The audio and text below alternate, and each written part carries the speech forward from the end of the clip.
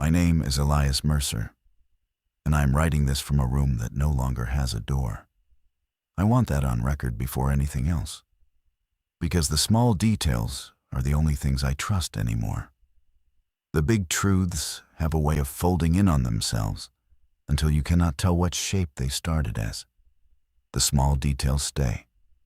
A chipped mug, a loose floorboard, a cat that should be sitting on the porch and is not. The cats vanished on a Tuesday.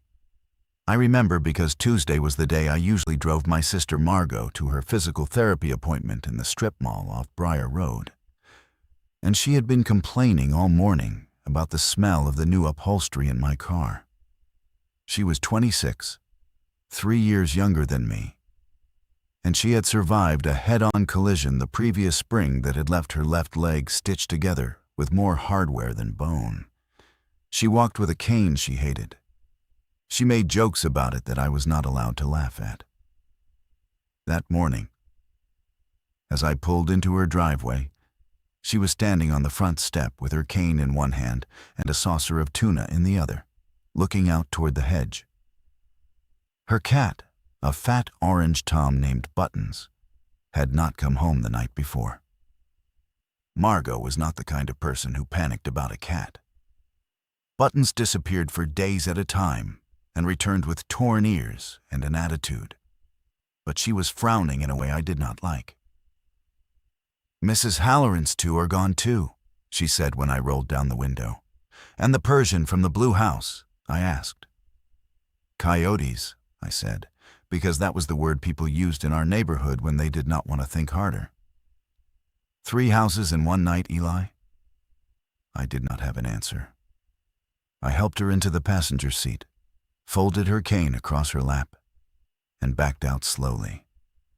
Across the street, old Mr. Pell was standing in his yard in a bathrobe, calling a name I could not hear over the engine. His shoulders were doing something strange. He looked smaller than I remembered. The drive to the strip mall took 11 minutes. In those 11 minutes, Margot counted 4 missing cat flyers stapled to telephone poles. The paper on 2 of them was still bright white, fresh. Someone had been printing them that morning. "Something's wrong," she said. "Something's always wrong," I said, because I was the older brother, and that was my job, to make the world smaller for her. Cats are weird. They get spooked. There's probably a new dog in the neighborhood. She looked at me for a long second, and I felt the lie sit between us like a third passenger. Margot had always been the one who saw things first. When our father started forgetting names, she knew before the doctors did. When our mother stopped eating, she knew before our mother did. She had a kind of attention that I did not have, a willingness to look directly at the thing everyone else was glancing past. "Eli," she said quietly. "Buttons would not leave the porch, not for anything. He's afraid of the wind." I kept driving. I told myself I would look into it after her appointment. I told myself it was a small thing. I told myself a lot of small things that morning. And each one was a stone I was placing under my own feet, building a path that would carry me somewhere I did not want to go. When we pulled into the parking lot of the physical therapy clinic, the radio cut to static for 3 full seconds before snapping back to a traffic report. Margot reached over and turned it off without comment. The silence that followed felt like a door closing somewhere far away, in a room I had never been allowed to enter. I did not know it yet, but the cats had been gone for 3 days by then, and whatever had taken them was already inside the walls. The clinic visit lasted 40 minutes. I sat in the waiting room with a magazine I did not read, listening to the receptionist take phone call after phone call from people canceling appointments. By the 3rd cancellation, she had stopped apologizing. By the 5th, she had stopped writing them down. She just nodded into the receiver and said, "I understand. Stay safe." in a voice that was trying very hard not to ask what she was wishing them safe from.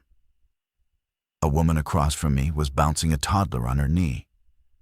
The child was staring at the front window with an unblinking focus that children sometimes have.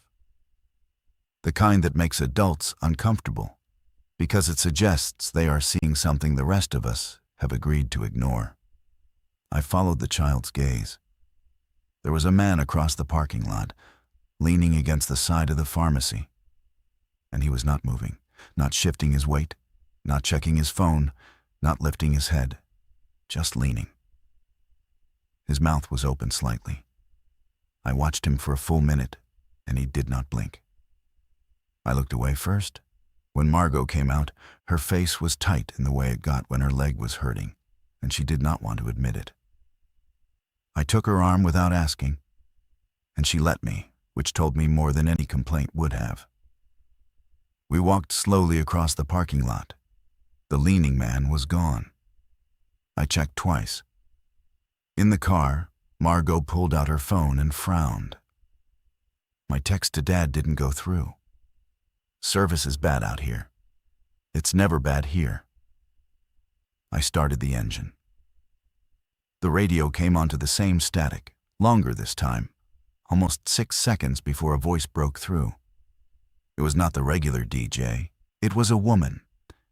And she was reading something from a page, and her voice had the particular flatness of a person trying not to convey what they were feeling. Residents in the following zip codes are advised to remain indoors until further notice. This is a precautionary measure related to an ongoing public health investigation. Please do not approach individuals exhibiting unusual behavior. Please do not. The signal cut. Margot and I looked at each other. Our zip code had been in the list.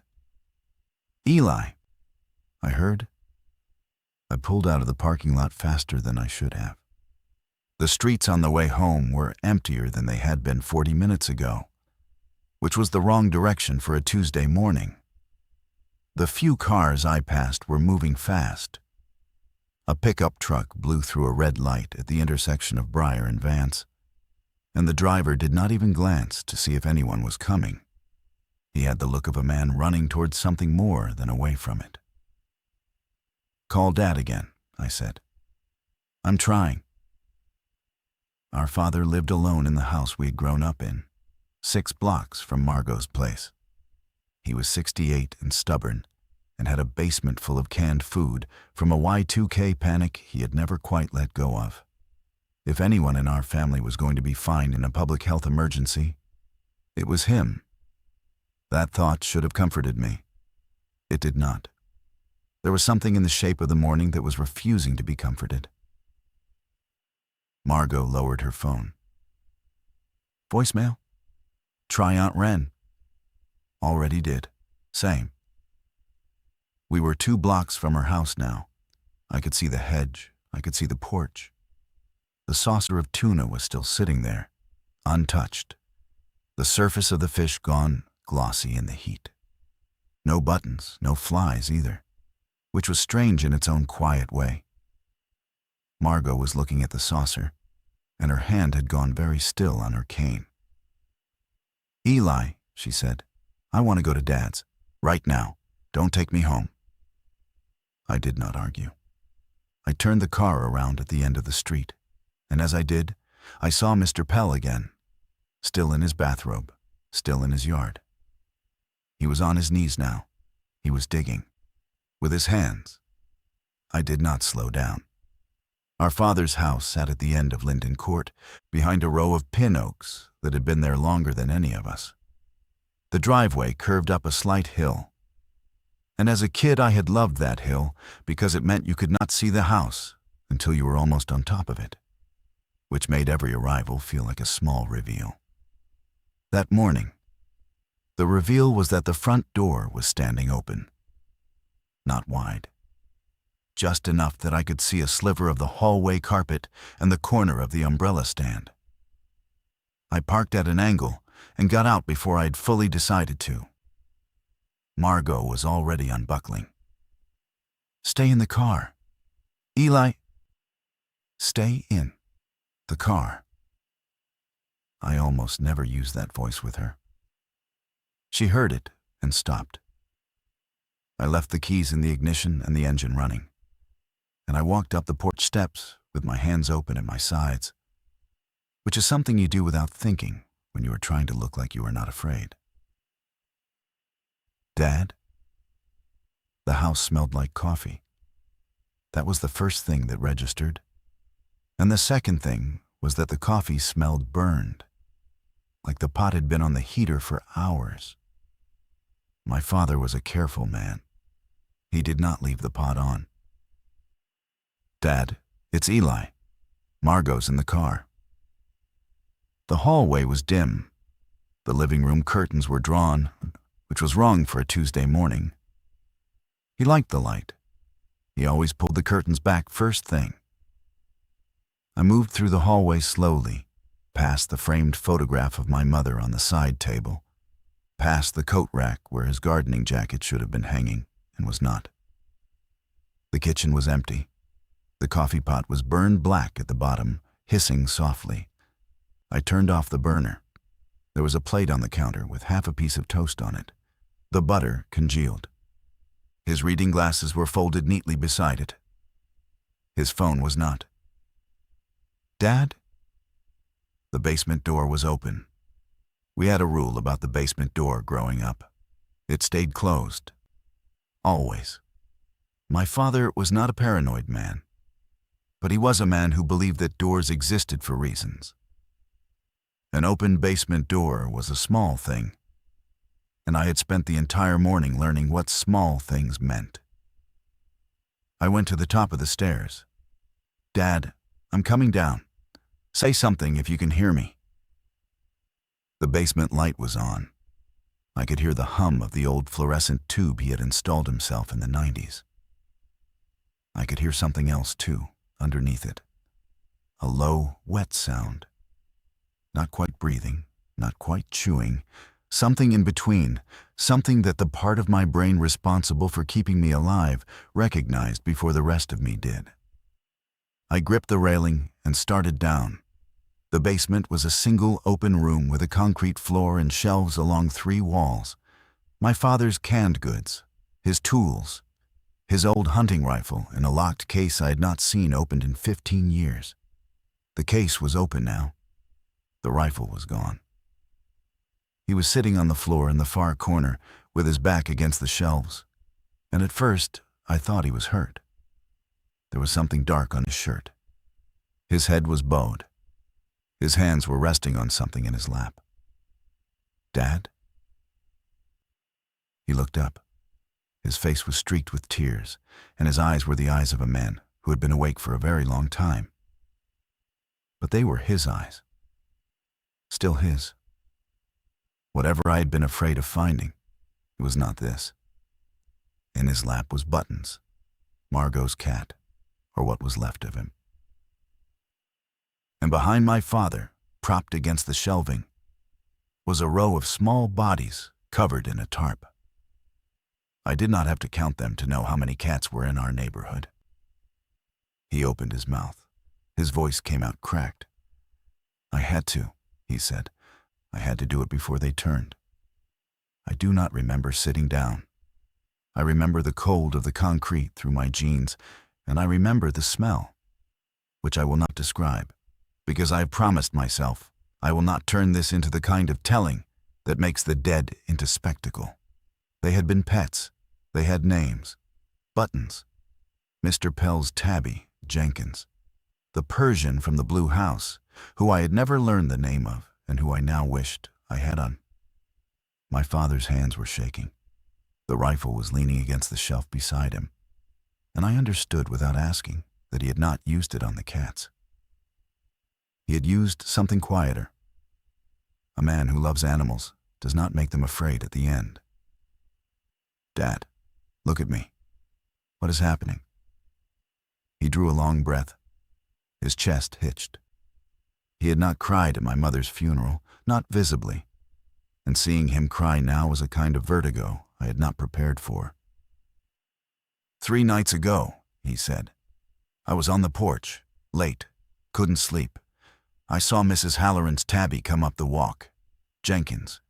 You remember him. He came up to the step and he just stood there, looking at me. And then he started shaking, whole body, like a seizure. And then he stopped.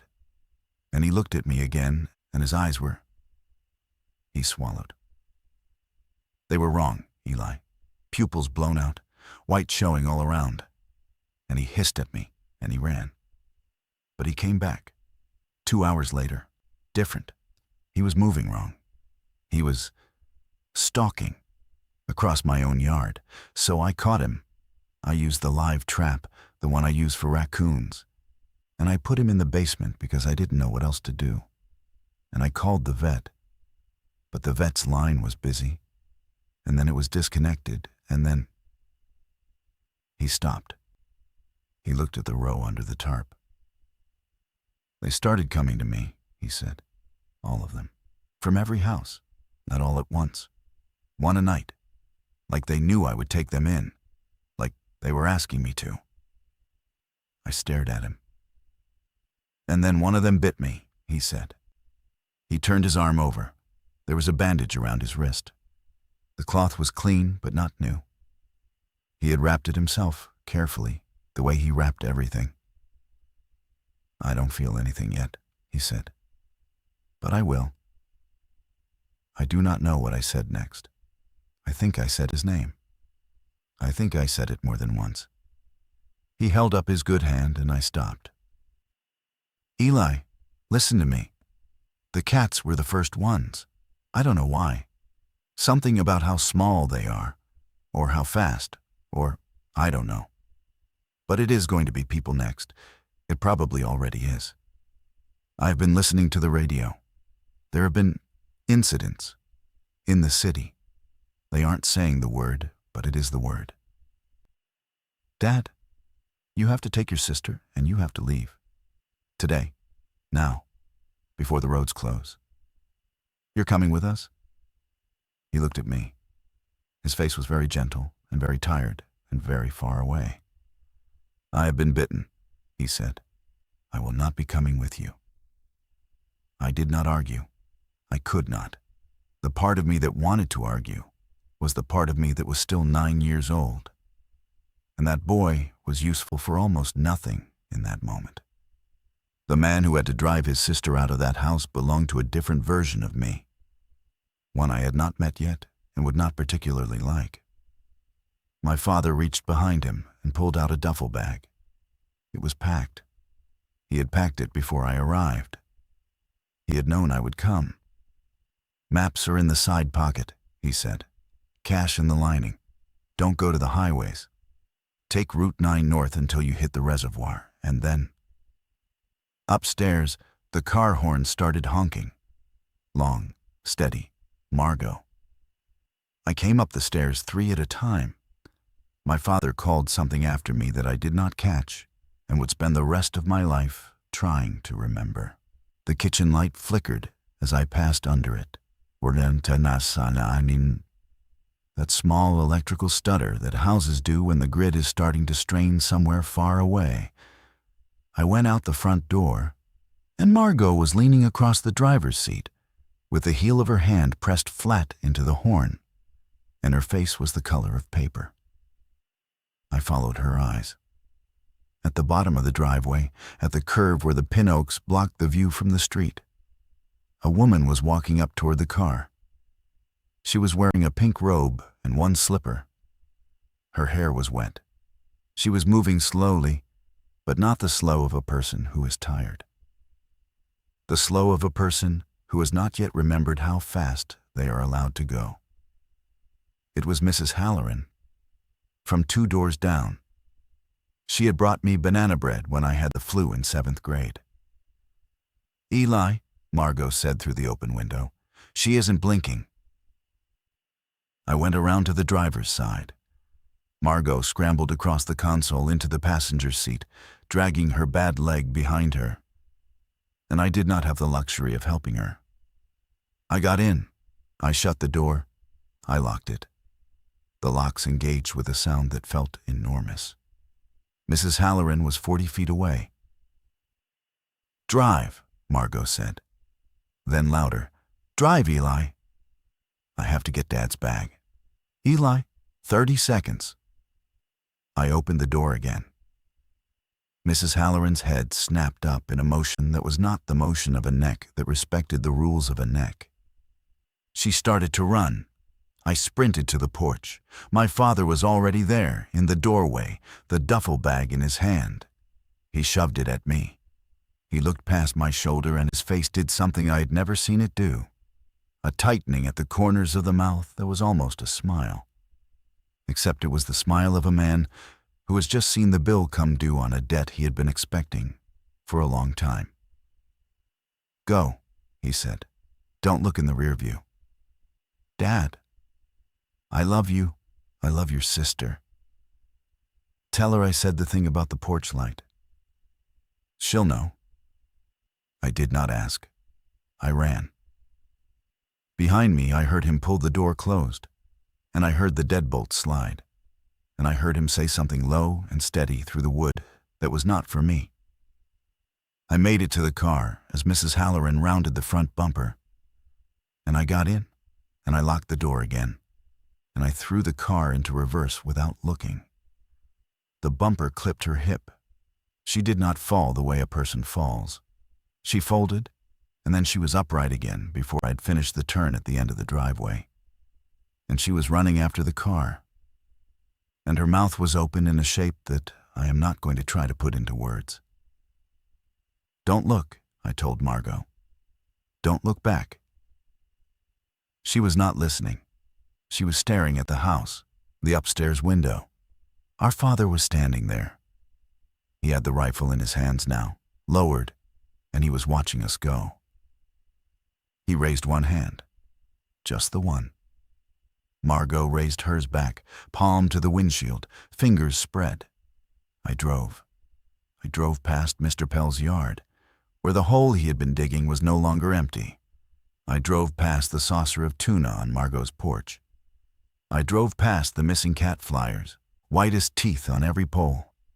I drove until the houses thinned and the road opened, and the radio gave up entirely on finding a station. And only then did Margot put her face in her hands and make a sound that I have never described to anyone and will not describe here. "The porch light," she said finally, wet and small. "He used to leave it on when I stayed out too late. He said it was so I'd always know which house was ours." I kept driving. The sun was almost at noon. Route 9 ran north out of the county along a spine of low hills that had once been farmland and were now a long, patient surrender to forest. I had not driven it since I was a teenager. My father used to take us up to the reservoir on summer Saturdays, back when our mother could still walk the trails. And the road had a feel to it I remembered in my hands, before I remembered it in my head. The way it banked. The blind curve past the old feed store. The patch where the asphalt went briefly to gravel and then back again, as if the county had run out of money mid-thought. Margot had stopped crying somewhere around the 2nd mile. She was not okay. I want to be clear about that. She had simply moved into the quiet that comes after crying. The place where the body has decided that grief is a luxury it cannot afford yet. She was going through the duffel bag in her lap with the focus of a person assembling a weapon. "2 maps," she said. "Topographical and road. 3020s. A burner phone, not activated. A list of names and addresses. Dad's handwriting. Read me the list." She read. Most of the names I did not know. One I did. A man called Howell, who had been in the army with our father and who lived, according to the address, on a piece of land about 90 miles north, past the reservoir, in a town whose name I had heard exactly once in my life, at a Thanksgiving table when I was 12. "Howell is the destination," I said. "That's what Dad wanted." "How do you know?" "Because he's the only one Dad would send us to. The others are backups." Margot folded the list and put it in her jacket pocket against her chest. She was wearing the jacket she had grabbed from her car that morning, a thin canvas thing meant for early autumn. And I realized with a small, bright stab that we had nothing else. No clothes, no toothbrushes, no second pair of shoes. The whole of our former lives was sitting back at her house, and our father's house, and my apartment across town. And none of it was reachable anymore. We passed a gas station that was open. I almost stopped. Then I saw the line of cars at the pumps, 15 deep, and the man standing on the roof of the convenience store with a rifle. And I drove on. "Eli," Margot said, "your hands are shaking." "I know. Pull over." "I can't." "Pull over for a minute, not on the road. There." She pointed. It was a dirt cut into the trees, the kind hunters used. I took it. I drove a quarter-mile in until the road was hidden behind us, and I shut off the engine, and I put my forehead on the steering wheel, and I breathed. Margot put her hand on the back of my neck. She did not say anything. She just held her hand there, warm and steady, the way our mother used to do when one of us had a fever. She had learned it from her, and she had never used it on me before, and I understood that some doors had opened in her this morning that would not be closing. When I could speak, I said, "He's going to turn." "I know." "He'll be alone." "I know, Eli. He should be with us." "He couldn't be," she said. "And he knew it. And he made the choice that meant we got to keep going. You don't get to undo that for him. You don't get to take that away from what he did." I looked at her. She was 26, and she had a cane across her lap. And she had just lost her father and her cat in the same hour. And she was the one holding me together. The order of the world had inverted in the space of a morning. I did not yet understand how permanent that inversion would prove to be. I started the car again. I backed out of the cut. I pointed us north. We hit the first roadblock 14 miles later. It was not a police roadblock. That was the first thing I understood. And it was the thing that made my stomach turn over. There were no cruisers, no flares, no uniformed anyone. There were 3 pickup trucks parked across both lanes, and 4 men standing in front of them with hunting rifles held in the loose, comfortable way of men who use them often. And a hand-painted sign on a sawhorse that said, "Turn around," in red letters that had run a little at the bottom. I slowed. I did not stop. I let the car coast. "Eli." "I see them." One of the men raised a hand. Not a wave, a halt. I rolled to a stop about 20 feet out, far enough that the men were still small in the windshield, close enough that I could see the one in the middle had a face I almost recognized. A jaw, maybe. The set of the shoulders. He had been a customer at the hardware store where I worked weekends in college, a long time ago. He walked up to my window. I rolled it down 2 inches. "Road's closed," he said. He was not unfriendly. He was not friendly either. He was a man doing a job he had decided was his. "We're trying to get north. North is closed. We have family. Everyone has family." He looked past me at Margot. His eyes lingered on her cane, on her leg, on the way she was sitting. Something in his face shifted. Not pity, calculation. "Where are you coming from?" he said. "South County." "Anybody bit?" "No." "You sure?" "I'm sure." He studied me. He was looking for the tell. I did not give him one, because there was none to give. But I could see him deciding whether to believe me, and I could see the moment he decided he did not have time to care. "Turn around," he said. "Try the river road. It's not blocked yet.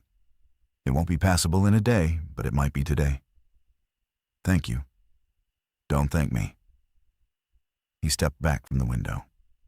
Then he stopped. He looked at Margot again. "Ma'am, your leg. You been like that long?" "8 months," Margot said. He nodded, just once. He stepped further back and waved us through a 3-point turn. He was a man who had decided, in the space of a glance, that we were not a threat and not a resource, and therefore, not his problem. I turned the car around. As we drove away, I watched in the side mirror as another car came up the road behind us, and I watched the men raise their rifles, and I watched the car not slow down, and I heard, faintly through the closed windows, what came next. Margot heard it too. "Don't look," she said. To herself, I think, more than to me. The River Road was a county route that ran parallel to Route 9, about 6 miles to the east, through lower ground and worse pavement. My father had hated it. He had called it a goat track. I had laughed at him then. I was not laughing now. I was grateful for goat tracks, for the small overlooked paths that men with rifles had not yet thought to block. We drove for an hour in a silence that was not empty. It was full of things we were each carrying alone, things we would put down for each other later, when there was time. The trees on either side grew closer. The sky narrowed. Twice we saw smoke rising in the distance, columns of it, dark and patient, and not moving in the way of any fire I had seen before. Margot tracked them on the map with her finger and did not comment. Near the end of the hour, the gas gauge dropped under a quarter tank, and I started watching the side of the road for any building with a pump in front of it. And I started understanding that the rules of this day were not the rules of any day I had lived in before. We found the station at dusk. It was not really a station. It was a feed and supply store with a single old pump out front, the kind with the rolling number display and a hand-lettered sign that said, "Cash only." The lights were off inside. The door was open. I pulled up slowly. I left the engine running. I left Margot in the passenger seat with the doors locked and the duffel bag on her lap. And our father's old folding knife, which I had found at the bottom of the bag, open in her right hand. 3 minutes, I said. If I'm not back, drive. Eli. Drive, Margot, north, Howell's address. Don't argue. She did not argue. She did not promise either. We both knew what she would actually do, and we both knew the lie we had to tell each other to allow me to walk away from the car. I went up to the door of the store. Hello? The smell hit me before the dark did. Not death? Not yet. Something earlier than that, a sour, animal smell of fear that had been sweated into a small space for a long time. I stepped in. The shelves were mostly bare. Whatever had been taken in a hurry.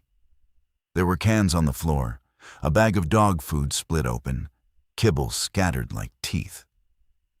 Behind the counter, a man was sitting on a stool with a shotgun across his knees. He had not moved when I came in. He was, I realized, with a slow uncoiling in my chest, very much alive. He had just been waiting to see what I would do. I have cash, I said. I need fuel, whatever the pump still has. He looked at me. He was maybe 60, with the kind of beard that grows on a man who has stopped having opinions about beards. He looked at the door behind me, and I understood he was checking whether I was alone. Sister, I said, in the car, bad leg, we're going north. North is bad. Everywhere is bad. He almost smiled. He did not quite. He stood up, slow, and he came around the counter and he looked out the window past me at the car. Margot must have seen him because she did not flinch. She just looked back. Pump's got maybe 8 gallons left in the tank, he said. 20 a gallon, cash. It was robbery. It was also a gift. I did not bargain. I counted out 160 and 20s from my father's lining money. He took it without counting and put it in his shirt pocket. He went to the pump himself. He did not let me touch it. While he filled the car, he talked, low and even, without looking at me. "My boy was bit yesterday," he said. "Out by the creek. I didn't know what it was. I bandaged him up. He turned in the bathroom around 3 in the morning. I had to do it through the door." I did not say anything. There was nothing to say. "I'm telling you," he said, "because you have a sister in that car and you should know. The bites are the obvious thing, but the scratches turn you too. Slower. A day, maybe. Anything that breaks the skin from one of them. Don't let her get scratched. Don't get scratched yourself." "Thank you." "Don't thank me." It was the second time that day a man had said that to me. Tell people, as you go. That's the price. Tell people about the scratches. He topped off the tank. He hung up the nozzle. He looked at me one more time, and there was something in his face that I will carry for the rest of my life. A kind of weary kindness that had survived a thing that should have killed it. "Go," he said. "Don't stop for anyone for the next 30 miles. There's a church group on the road past the bridge. Don't stop. They aren't what they look like." I went. I drove. I told Margot about the scratches. She wrote it down on the back of the map, in pencil, in small, careful letters, like she was making a textbook for a class that did not exist yet. The reservoir came up on us in the last of the light, the way large bodies of water do, announcing themselves first as a paleness in the trees, and then as a sudden opening of the sky. I had not seen it in 15 years. It was bigger than I remembered, the way places from childhood always are when you return as the wrong size for them. The road curved along the western shore. There was a dam at the south end and a fishing access at the north, and between them, on a small rise, the bones of an old summer camp that had closed sometime in the 90s. Margot was the one who spotted the smoke, not the dark columns we'd been seeing all day. A thin curl of it, the color of cooking, rising from one of the camp cabins. "Eli." "I see it." "Howell." "Howell is another 60 miles. So, who is that?" I did not know. I slowed the car. The road was empty in both directions. The light was almost gone. We had been driving for 9 hours, and I had eaten nothing since a granola bar from the duffel at noon. And Margot's leg, I could tell without her saying so, was past hurting and into the territory beyond hurting, where the body just goes numb and waits for someone to notice. We needed to stop. The question was whether stopping here would cost us more than driving on. "There's a turnoff," Margot said. "Quarter mile up. We can pull in and look without committing." I took the turnoff. It was the old camp access, chained at the entrance, but the chain had been cut. The links lying in the dirt with bright, shiny edges where a bolt cutter had been recently. I drove past the chain and into the trees, and I killed the headlights, and I rolled forward on idle until we could see the cabin clearly. There were 3 people outside.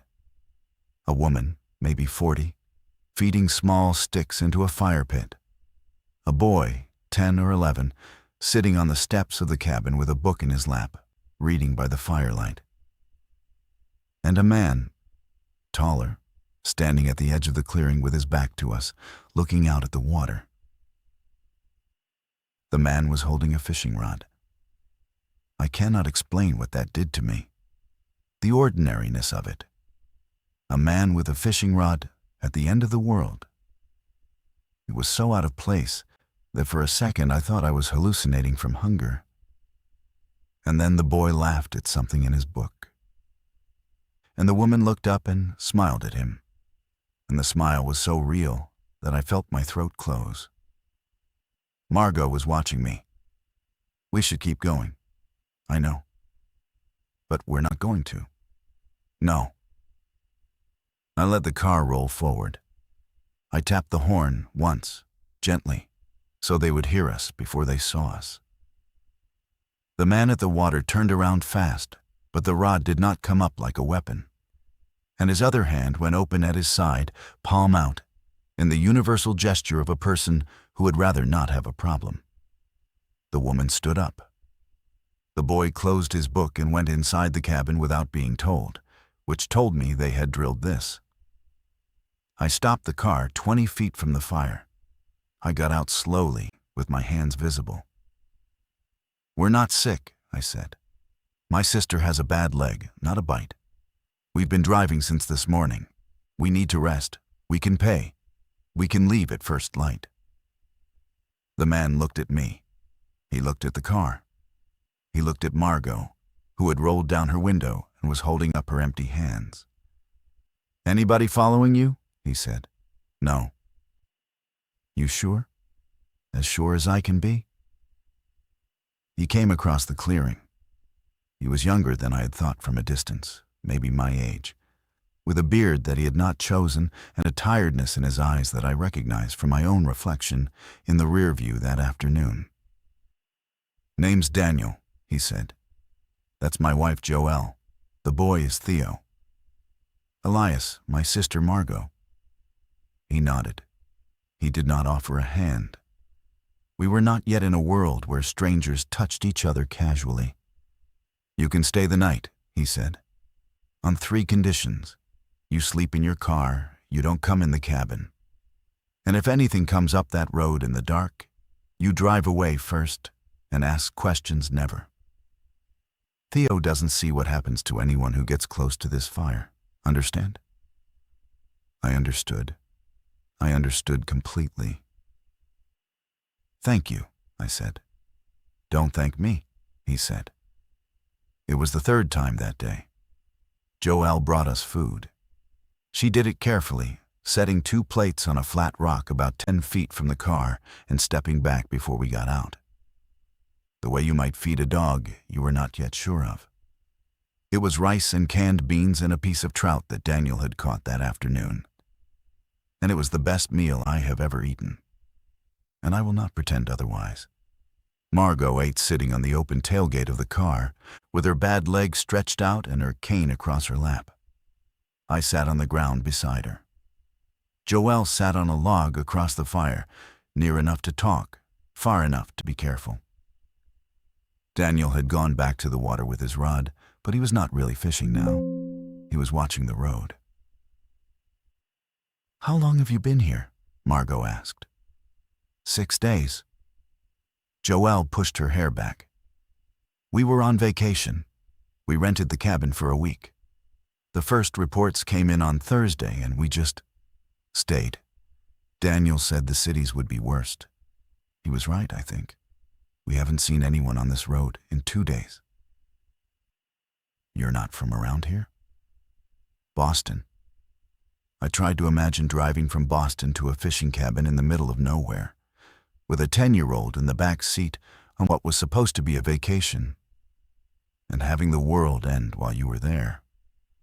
I tried to imagine the strange, terrible luck of that, the way it had probably saved their lives. "Where are you headed?" Joelle asked. "North," I said. "About 60 miles. Friend of our father's." Joelle nodded. She was looking at the fire. "Your father?" "He didn't come." She nodded again. She did not ask. I was grateful. For a while, the only sounds were the fire and the small slap of water against the dock and the distant call of something in the woods that might have been an owl and might have been something I did not want to name. Margot had finished her food. She was breathing slow, the way a person does when they are trying not to fall asleep sitting up. "You should sleep," Joelle said. "Both of you. We'll keep watch. Daniel doesn't sleep much anyway." "I can take a watch," I said. "Tomorrow night, if you need one." Tonight you look like you'd shoot the wrong thing." She was right. I did not argue. Margot crawled into the back seat. I reclined the driver's seat as far as it would go. I left the keys in the ignition. I left the doors unlocked, which I would not have done anywhere else. But Daniel had not asked us to lock them. And there was a small contract in that I did not want to violate. Just before I fell asleep, I heard Theo, the boy, come out of the cabin and go to his mother. He whispered something. She whispered something back. He went and stood near Daniel at the water for a while. Just stood there.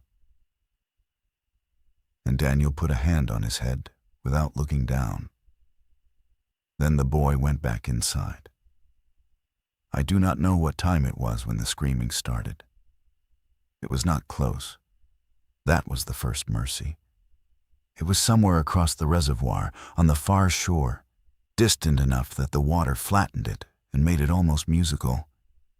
And it went on for maybe 90 seconds, and then it stopped.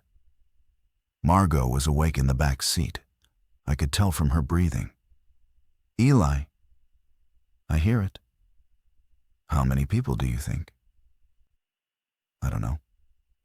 She was quiet for a long time. Then she said, "Do you think Dad is still?" "I don't know, Margot. I don't know." She did not ask again. After a while, she slept. I did not. I watched the fire across the clearing burn down to coals, and I watched Daniel watching the road. And I watched the stars come out over the reservoir, more of them than I had seen in years. Because the power grid was failing somewhere far away, and the sky was remembering what it used to look like. In the morning, Theo was gone. I want to be careful here. I have thought a great deal about how to tell this part, because what happened that morning was the first time I understood, in a way I could not unlearn, that the rules of grief had changed. There would not be time anymore to grieve in the old way. There would only be time to keep moving, and to fold the grief into the moving, and to hope that someday, in some quieter place, you could take it out and look at it properly. Theo had gotten up before dawn. Joel thought he had gone to the outhouse. Daniel thought he had gone with Joel. By the time they realized neither of them had seen him, it had been 20 minutes, maybe more, and the sun was just starting to come up over the eastern ridge, and the mist was lifting off the water in long, slow sheets. His book was on the steps where he had left it the night before. His shoes were not. Daniel did not yell. He did not call Theo's name. He took the shotgun from inside the cabin, and he walked the perimeter of the clearing once, fast, and he came back and said, very quietly to Joel, he went to the dock. The dock was 300 yards through the trees. There was a path. We all knew, the moment Daniel said it, what it meant. Theo had been reading a book about fishing the night before. He had wanted, all week, to catch one himself. He had told his father this. His father had said, tomorrow maybe. Tomorrow had not come, in the old sense. There was no more tomorrow in that sense for any of us. I was already moving. I had put my shoes on while Daniel was talking. Margot was up, against my objection, with her cane in her hand, and her face set in the way that I had learned, the day before, did not respond to argument. You and Joel stay here, Daniel said to her. I'm coming. You can't run. I can shoot, Margot said, and held out her hand for the rifle Daniel had brought up from the cabin alongside the shotgun. He looked at her. He looked at me. I nodded. He gave her the rifle. We went down the path fast, Daniel in front, me behind him, Margot and Joel following more slowly. The trees were thick. The mist had not yet burned off. I could not see the dock until we were almost on it. Theo was at the end of the dock.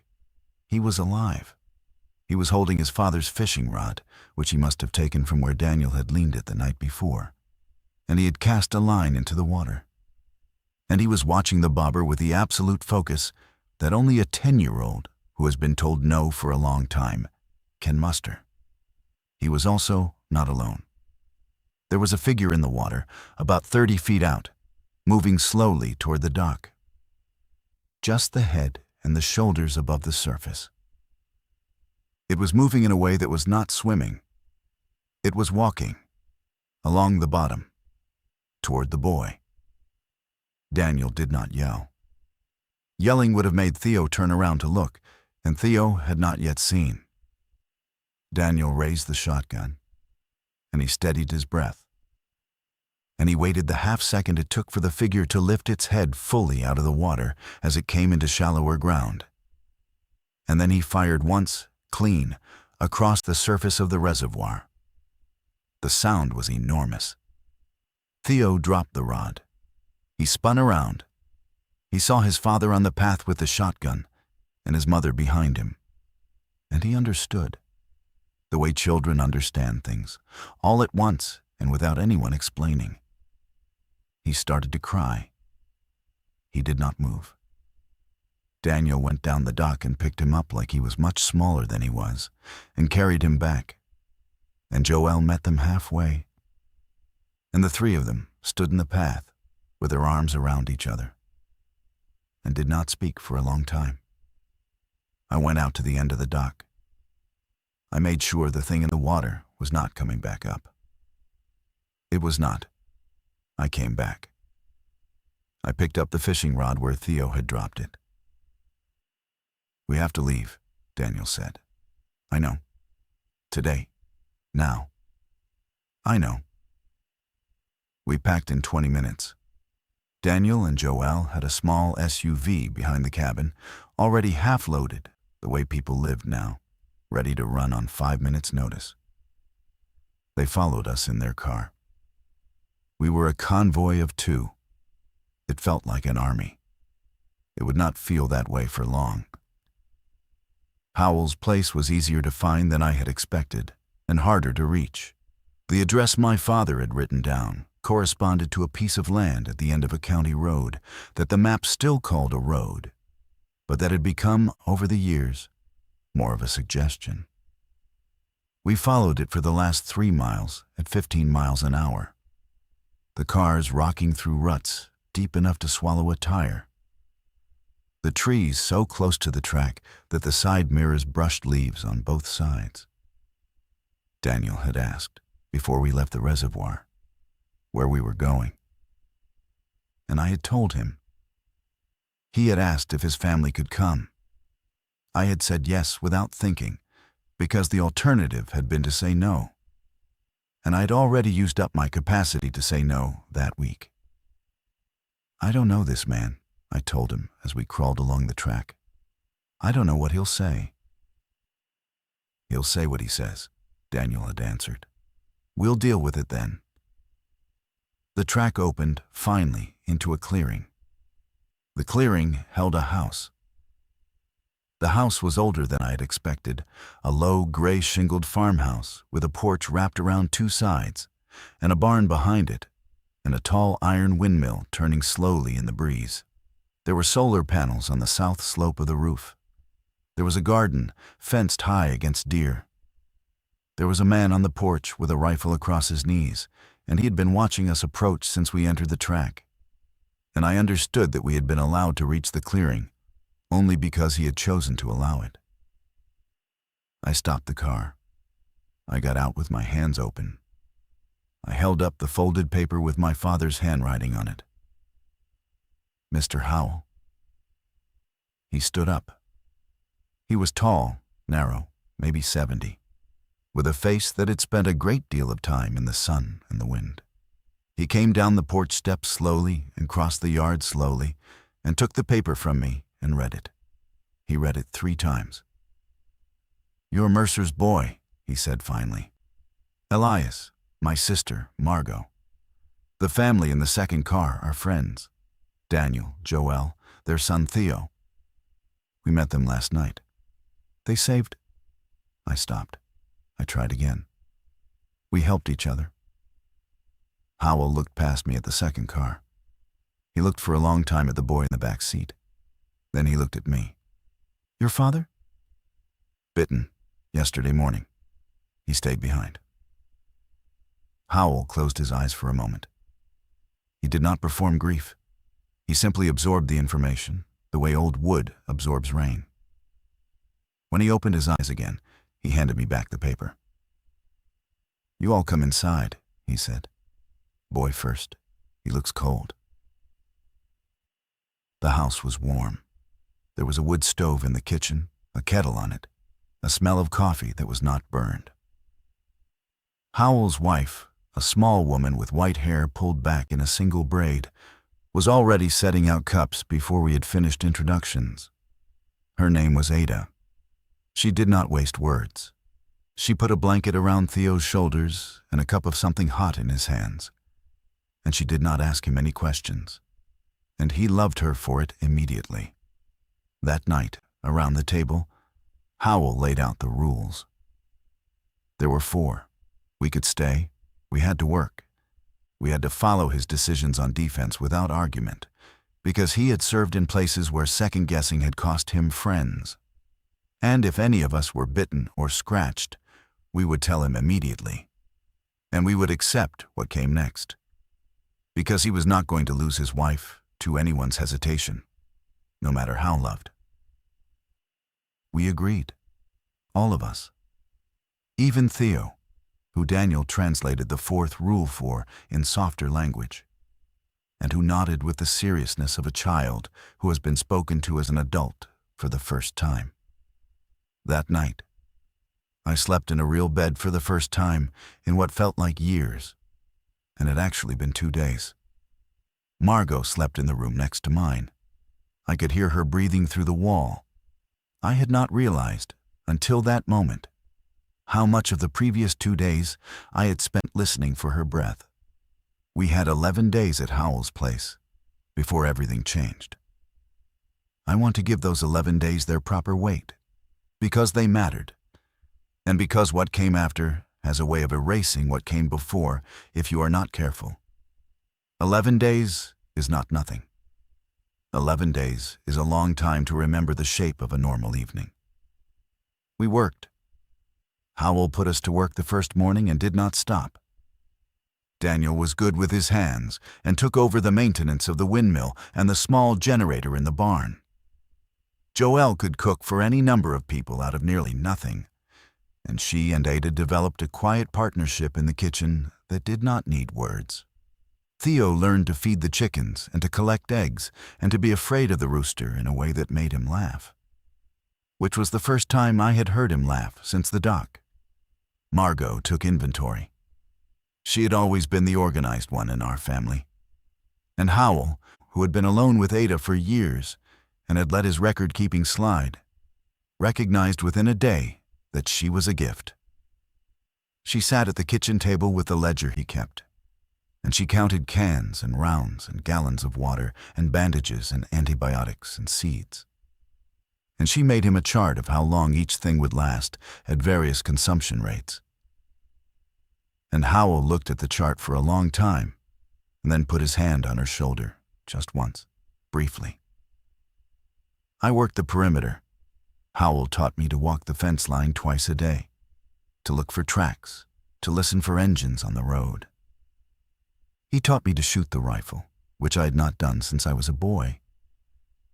He taught me to recognize the difference between a deer moving through the woods and something that was not a deer, by the rhythm of the sound, by the way the brush behaved. "They don't sound like us when they move," he said.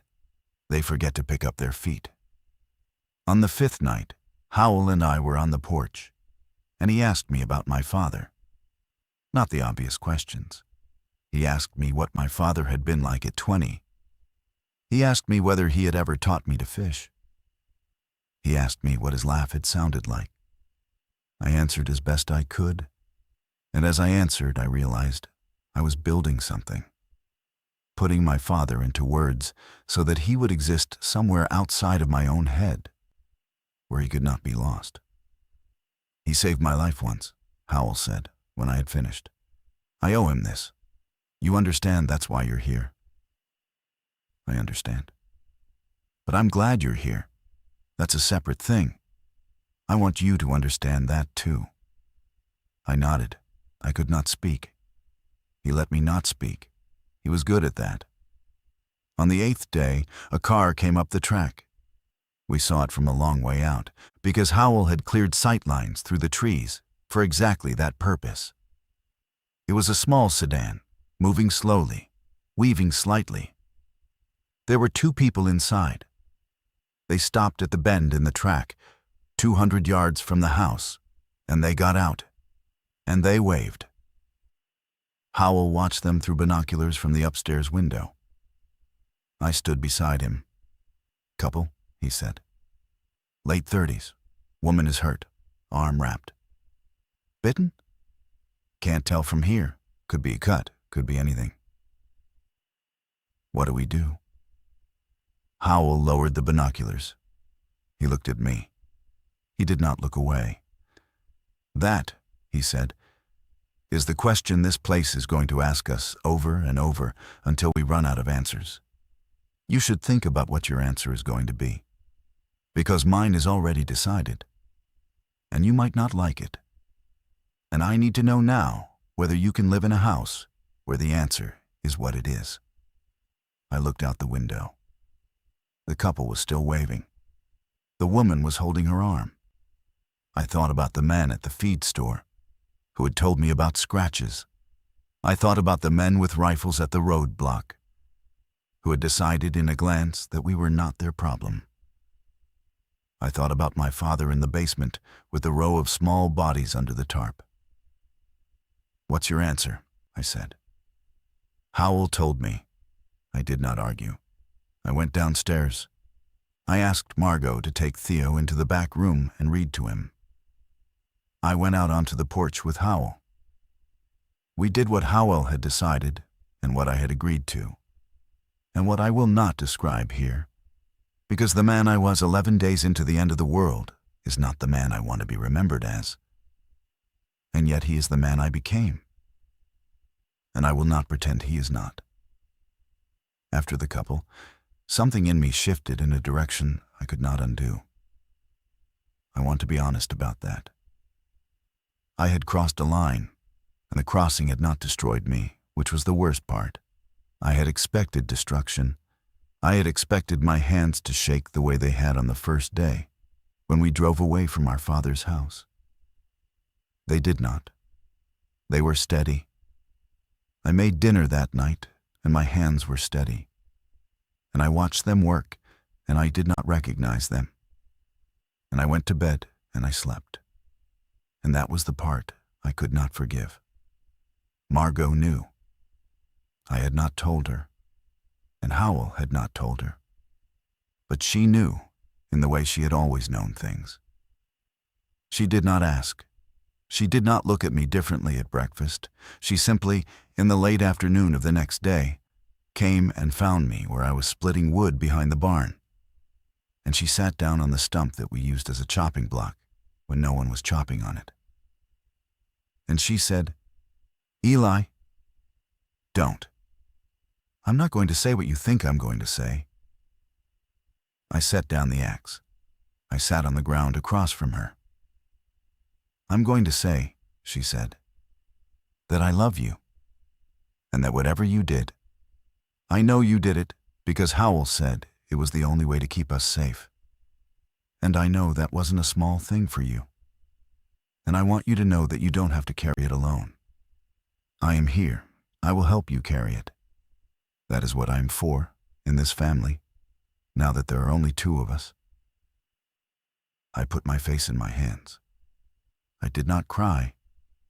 I had not cried since the basement, and I did not cry then either. And I have wondered since whether that was a kind of damage I should have paid more attention to. "I don't know if I can keep doing this," I said into my hands. "You don't have to know," she said.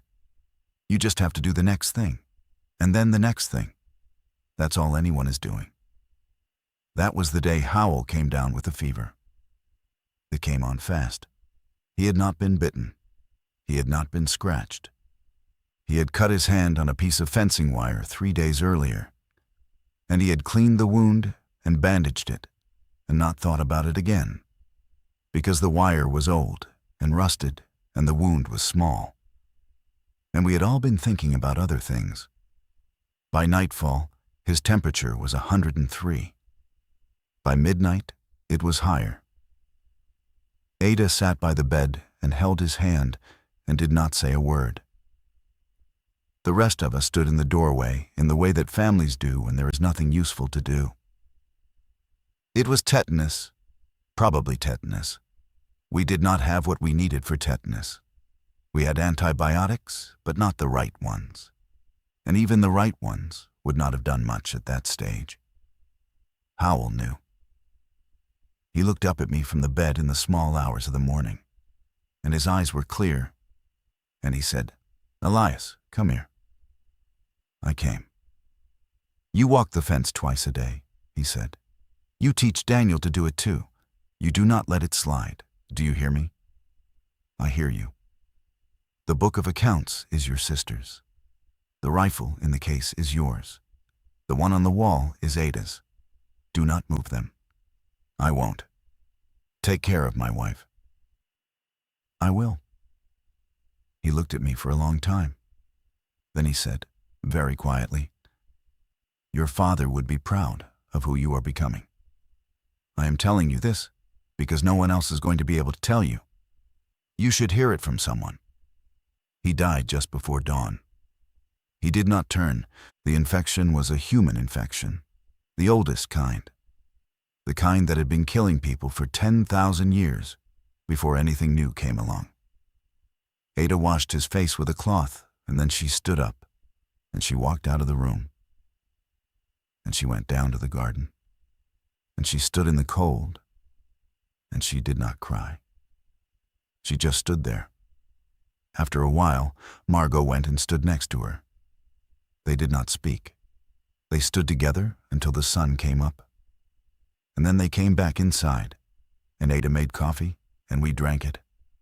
And the day began. We buried Howell at the edge of the garden, under a young apple tree he had planted the year before. Daniel and I dug the grave.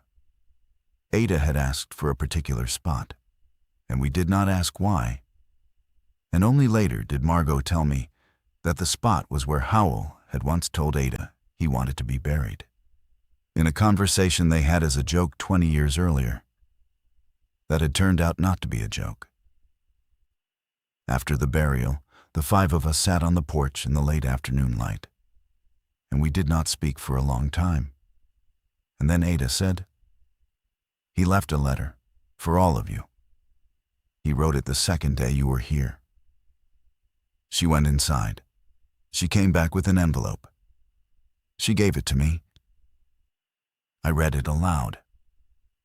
Howell had written in a careful hand that the farm was ours if we wanted it, that he had no children and no relatives who would come, and that Ada had been part of the decision and had agreed. He had written that he expected us to take care of his wife. He had written that he expected us to take in others when we could, and to turn them away when we could not, and to learn the difference, and to forgive ourselves for the times we got it wrong. He had written that the world had ended before, many times, and that something had always come after, and that the people who built what came after were not the people who had been ready for the ending, but the people who had refused to stop after it. He had signed it with his full name. He had added, at the bottom, in a smaller hand, "Mercer, I told you I'd pay you back. Tell your boy." I folded the letter. I gave it to Ada to keep. I went inside, and I sat on the edge of the bed where Howell had died. And I let myself, for the first time, think about my father. I thought about him standing in the upstairs window with the rifle. I thought about his one raised hand. I thought about the porch light, and the thing he had told Margot to remember, and the way he had packed the duffel bag before I had even known I was coming. I thought about him sitting in the basement with the row of small bodies under the tarp, doing the awful necessary work alone, because he had loved his neighbors enough to spare them from finding their own pets in that condition, and because he had loved us enough to not call us until he had no choice. He had not been a hero. He had been a careful man who had done what careful men do when the world stops being careful. He had thought ahead. He had paid the price of thinking ahead, which is that you arrive at the bad place before everyone else, and you have to wait there alone. I sat on the bed until the light changed in the window. Then I stood up. I went down to the kitchen. Margot was there, with the ledger open, writing in small, careful letters. She looked up when I came in. "There you are." "Here I am." She closed the ledger. She set down her pencil. She looked at me the way she had looked at me on the morning the cats disappeared, with the attention that I had spent my whole life not quite being able to return. And she said, "What do you need?" "To walk the fence," I said. "Will you come with me?" "My leg, Eli." "Slowly, the short loop. I want you to see it. Howell told me to show you." She got her cane. She got her jacket. We went out the back door and around the barn and into the line of trees that marked the edge of Howell's land. The fence ran along the inside of the trees, mostly old wire on old posts. But in places, Howell had reinforced it with newer materials. And in those places, you could see the care he had taken, the way he had thought about each gap, each weak point, each angle of approach. Margot walked slowly. I walked beside her. The light came down through the leaves in long, slow bars, and the air smelled like late autumn, like wood smoke and apples and the cold that was coming. And for a few minutes, I let myself believe that we were going to be all right. Not all of us, not forever, but for a season, at least, for long enough to matter. Then we came around the bend in the fence, and we saw the tracks. They were not deer. They were not bear.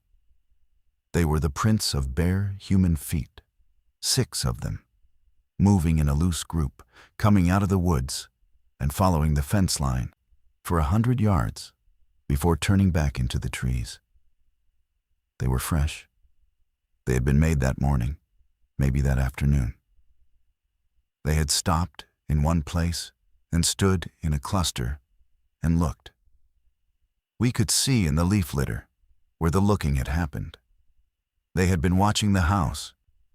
Margot did not say anything. She did not need to. She turned and started back, faster than she should have on her leg, and I went with her. That night, after the others were asleep, I sat up at the kitchen table with the rifle across my knees, and I thought about all the doors we had closed behind us, and all the doors that were still ahead. And I understood that the 11 days at Howell's farm had been a kind of grace, and that grace, by definition, is not a thing you get to keep. It is a thing that is given to you so that you can become the person who can survive what comes next. I sat at the table until the sun came up. I did not sleep. In the morning, I told the others what we had seen, and we began to prepare. There would be more days. I did not yet know how many. I knew only that we would meet them as the people we had become, and that the people we had become were not the people we had been a month ago, and that the work now was to make sure the new people were ones we could live with. I am writing this from a room that no longer has a door. We took the door off its hinges last week to use as a barricade for the south window, and we have not replaced it, because we have learned that doors are not what makes a place safe. People are. Choices are. The cats came back in a way. A stray showed up in the garden 3 days ago, thin and wary and entirely itself. Theo named her Buttons before any of us could stop him. Margot cried for an hour, and then laughed for an hour. and then asked me to help her set up a small bed for the cat in the kitchen. Ada is teaching me to keep bees. Daniel and Joelle are expecting another child in the spring. We have taken in 2 more people, a brother and sister from a town that no longer exists. We have turned away 4. I remember each of the 4. I will always remember them. My father was right about the porch light. Margot leaves one burning every night in the upstairs window, facing the road. She says it is so people will know which house is ours. She says it is so he will know, wherever he is, that we made it. I believe her. I have learned to believe what my sister tells me. It is the closest thing to faith I have left, and it has been enough, so far, to carry me through.